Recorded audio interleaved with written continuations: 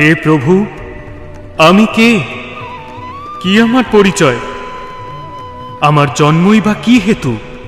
তুমি আমারই অংশজাত, তুমি আমার ক্রোধের পরিণাম। তোমার এই ঘোর রূপ 10 দিকে ত্রাসের সৃষ্টি করবে। তাই আমি তোমায় ঘোরাসুর নামে নামাঙ্কিত করলাম এবং সকল অষ্টসিদ্ধি প্রদান করলাম।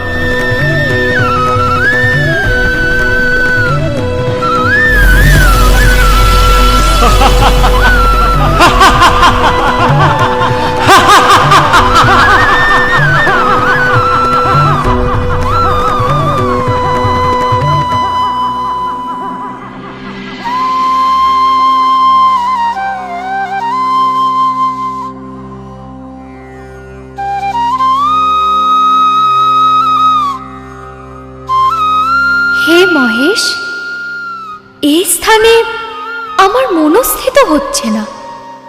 প্রাণ নেই, জন নেই, আনন্দ নেই। এই স্থান ত্যাগ করাই শ্রেয়।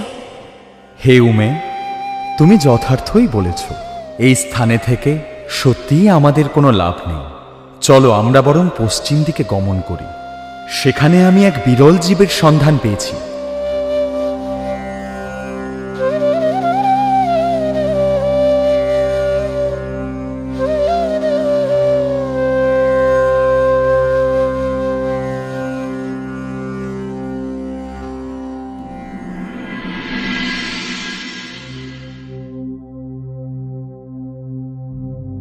হে রমণী, তুমি অতুলনীয় সৌন্দর্যের অধিকারিণী।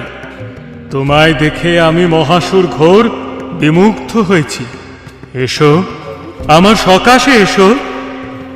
আমার অঙ্কুশায়িনী হয়ে আমার অন্তরের তৃষ্ণা নিবারণ করো।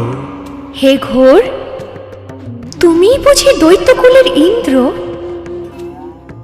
তুমি যে অপার শক্তিমান, এ বিষয়ে কোনো সংশয় নেই। তবে আমিও যে সহজলভ্যা নই।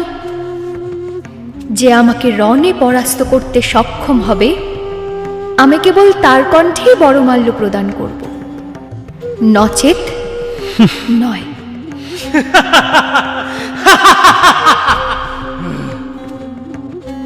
তোমার কি মনে হয় তোমার মতো এক কোমলাঙ্গী সামান্য নারীকে আমি হারাতে পারবো না?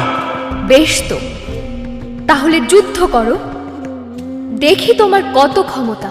কি কি বললে তুমি? এত বড় স্পর্ধা তোমার, এত অহং? বেশ, তবে হোক রণ। আমি আজই তোমার এই অহং রণে সমূলে নাশ করব।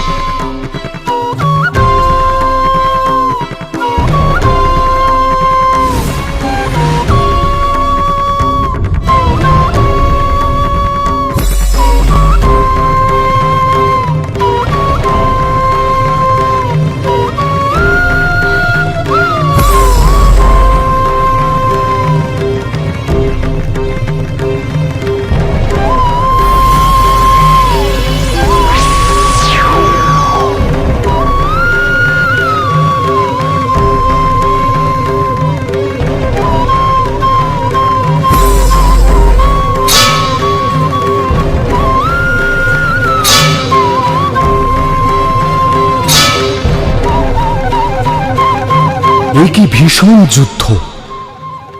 দেবী এবং ঘোরের এই দুর্ধর্ষ দ্বন্দ্ব যে ক্রমশ অসহনীয় হয়ে উঠছে।